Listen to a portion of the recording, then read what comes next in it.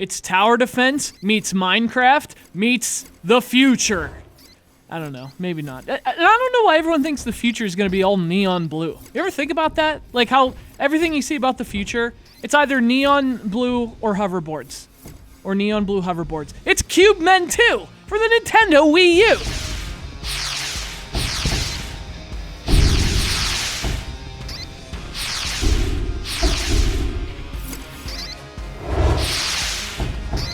So this game comes from a studio called Nnooo, only it's spelled with 5 letters, so it's like... No! If you're a Nintendo fan, you might know the name. They were behind a couple really cool WiiWare games called Pop and Escape Vector. And if you like Escape Vector especially, I think you'll really like this one. You know, it's got that same kind of retro futuristic feel. You know, the way everyone thought the future would look in the 80s, like simple, blocky, lots of neon, in this case clowns. Neon clowns on neon hoverboards, that's the future. Actually, I don't know anything about the future. I'm not a psychiatrist, but I can tell you one thing. I feel pretty safe in saying it will have tower defense games. Everything else has tower defense games, why wouldn't the future? So to prepare for that, you should play Cubemen 2. It's good training for when the virus and the aliens and all that stuff happens. And it's kind of fun. Who said fighting the future couldn't be fun?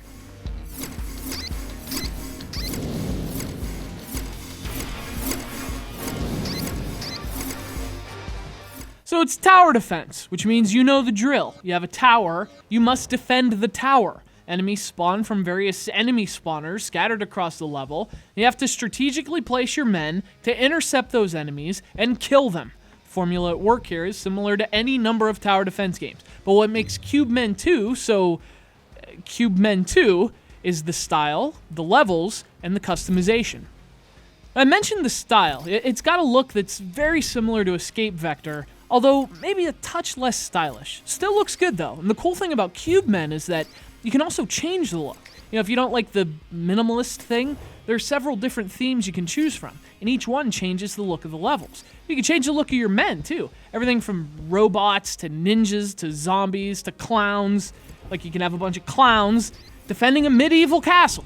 That's awesome and historically accurate. Which brings us to the levels, which is where you find the game's hook. Now basically, it's a normal game of tower defense, but on a level that looks like something out of Minecraft, which is pretty cool. Now these blocky grids are a really cool setting for a game like this. And the game goes pretty crazy with their designs too. I mean, some of these levels are really tricky. This is not an easy game. Not only are the layouts themselves tricky to figure out, but the enemies are also returning fire. So you have to place your Cubemen in spots that are both advantageous for offense, but also well protected to keep them safe from enemies. I'm really terrible at this.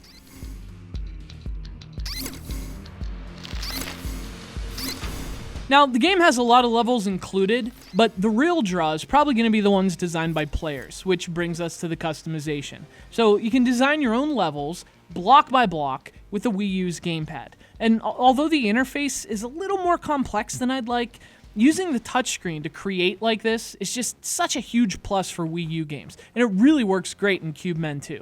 My level sucks, but it's Mega Man, so I'm really terrible at this.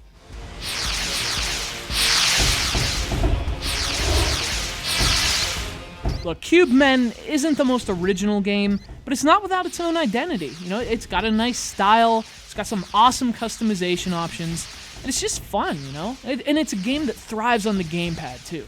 And moving your men and upgrading your units, to be able to do that with the tap of a stylus is really awesome. This is a great game for GamePad play.